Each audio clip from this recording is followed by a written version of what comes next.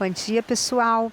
Gostaria de compartilhar hoje com vocês os 4 estágios da jornada espiritual, conforme enunciados por Michael Beckwith.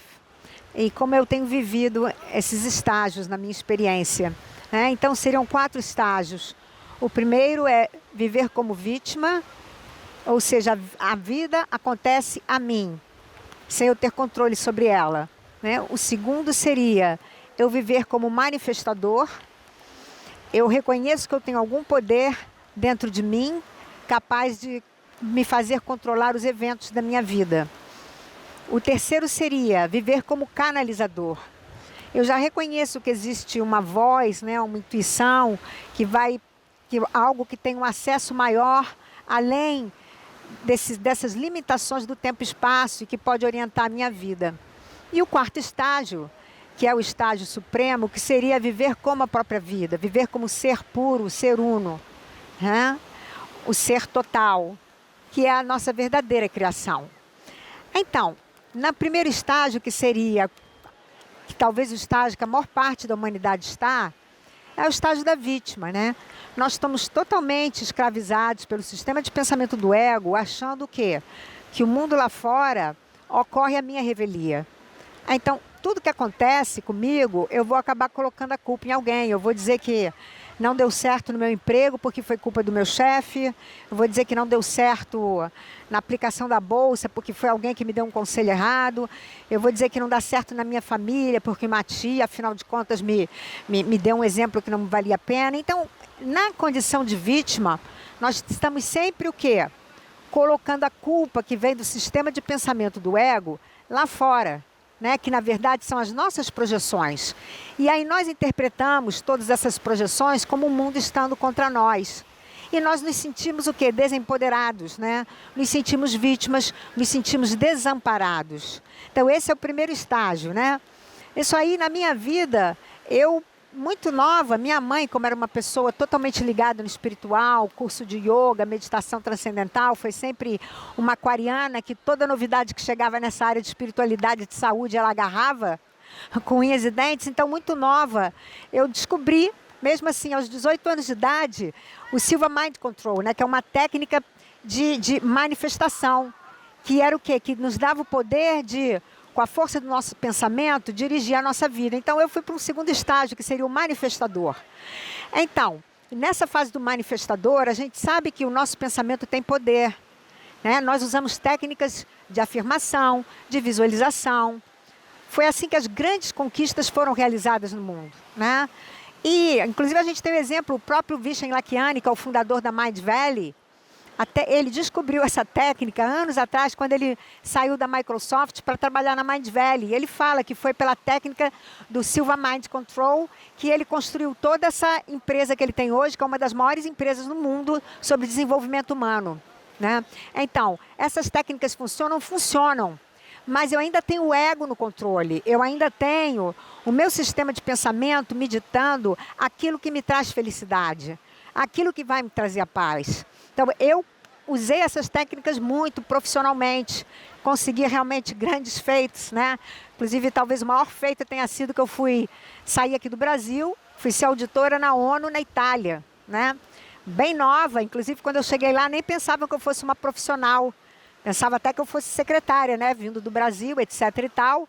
Mas, enfim, é claro que eu tinha um currículo, mas eu também, aliada ao meu currículo, eu tinha as minhas técnicas de visualização criativa.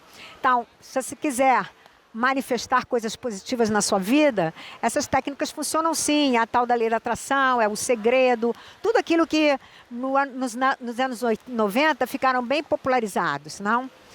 Então, depois que a gente vê que a gente tem esse poder dentro de nós, e nós nos sentimos no controle, e depois que a gente talvez perceba que aquilo que a gente projetou e conseguiu, né, aquilo que a gente manifestou, não trouxe aquela felicidade que a gente esperava.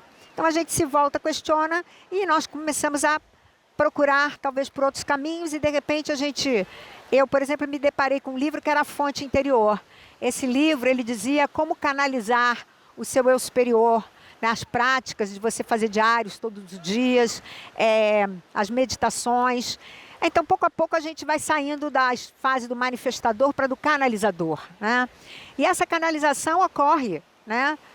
Sempre, né? Na verdade, nós transitamos nesses 4 estágios, né?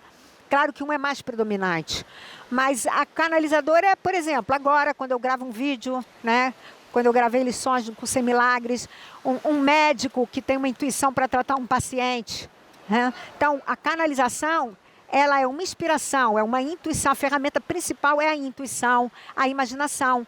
Lembrando até uma frase bem famosa de Einstein, que eu sempre gosto de citar, que ele dizia assim: eu penso 99 vezes e a solução não vem.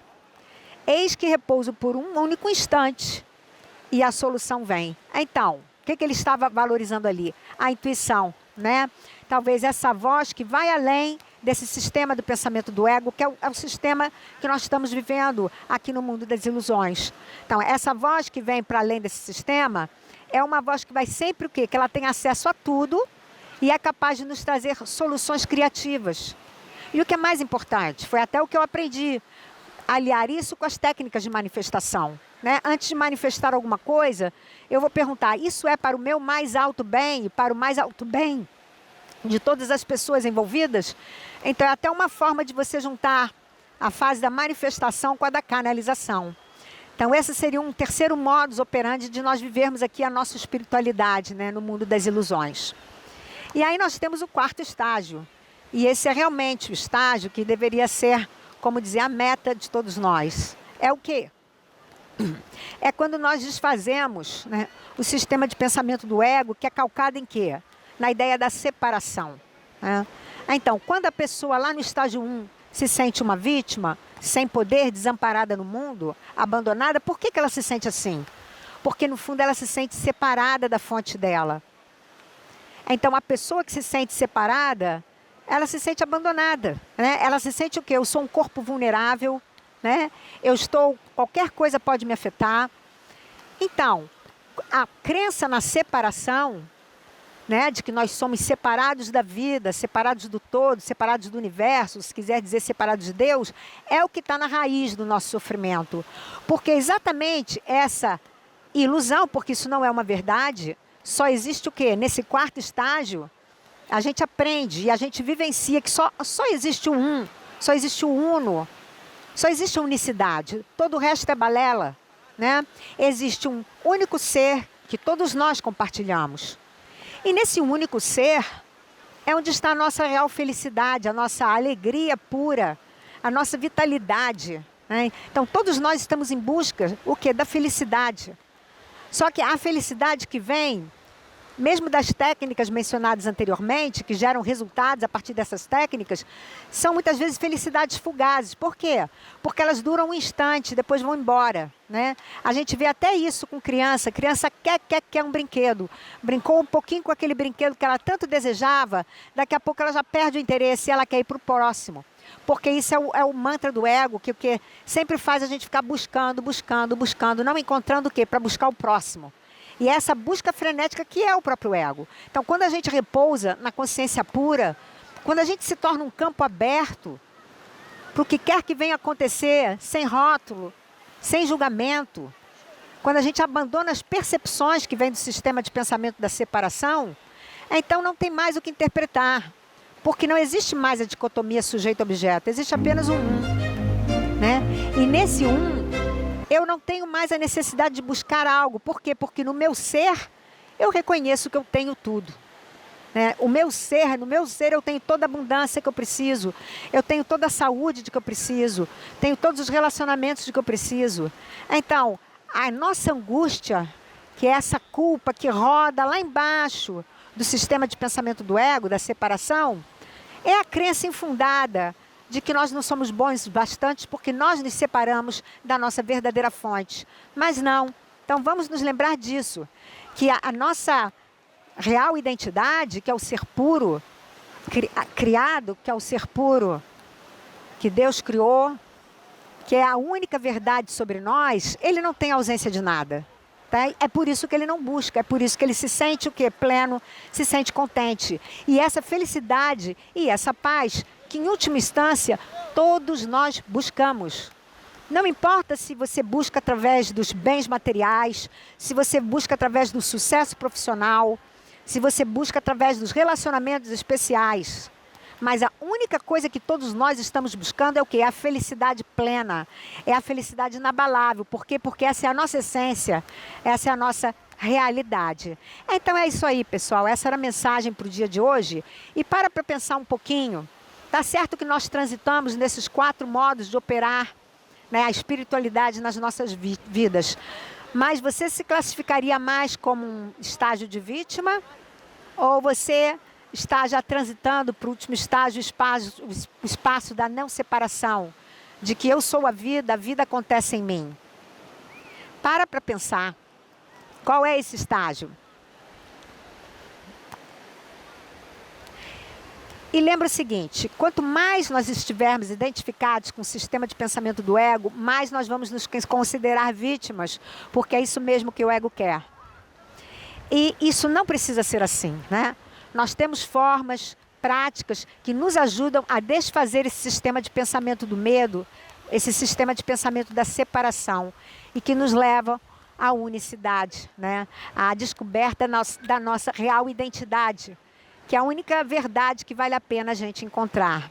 Então é isso aí. Se você sente que essa mensagem tocou seu coração, e principalmente se você conhece pessoas que estão totalmente ainda no estágio 1, se sentindo vítimas desse mundo das ilusões, e elas não estão erradas, né? Elas estão vivendo um sistema de pensamento que tem coerência, tem lógica em si próprio, ainda que a pedra fundamental dele não seja verdadeira. Mas o sistema de pensamento do ego tem muita lógica, né? É a trindade profana. Eu pequei, sinto culpa e mereço ser punido, né? E a punição vem de lá de fora. Então, vamos compartilhar essa mensagem para essas pessoas que estão se sentindo vítimas de doenças, vítimas de perdas financeiras, vítimas de perda de pessoas queridas.